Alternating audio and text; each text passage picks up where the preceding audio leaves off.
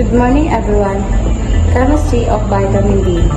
Vitamin D is fat-soluble vitamin that exists in two primary forms.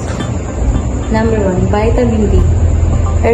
Calciferol found in some plant-based foods and food e.g. mushrooms exposed to UV light. Number 2, vitamin D3 cholecalciferol produced in the skin upon exposed to ultraviolet UVB rays from the sun and found in animal-based foods like fish, liver, and egg yolks. In the body, both forms or undergo a series of transformation. In the liver, vitamin D is converted to 23-hydroxyvitamin D, 25-OHD. The major circulating from that is commonly measured the excess vitamin D level.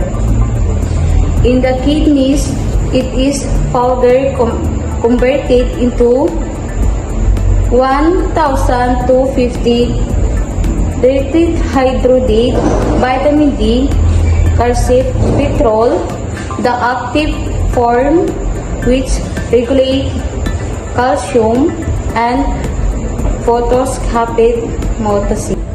Function of vitamin D. Vitamin D plays several crucial roles in maintaining health.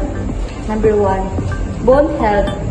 It enhances calcium and phosphate absorption in the gut, which is vital for the development and maintenance of strong bones and teeth.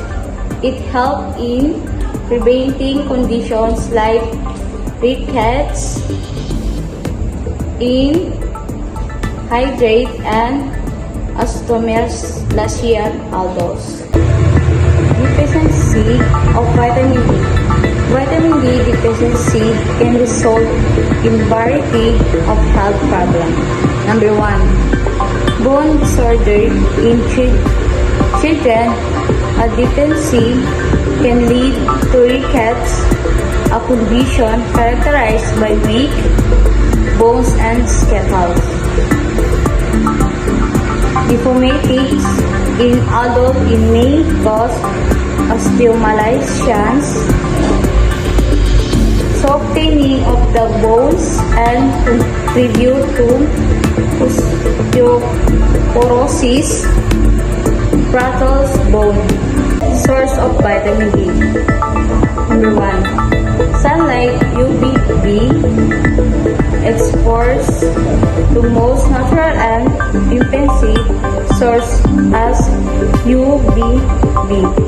Rays stimulate the skin to produce vitamin D3 around 10 to 30 minutes of midday sun. Exposure several times a week may be sufficient, so this depends on skin type, lotion, and their function. I am Sheila Jen Arcandatang BSN 1 Update.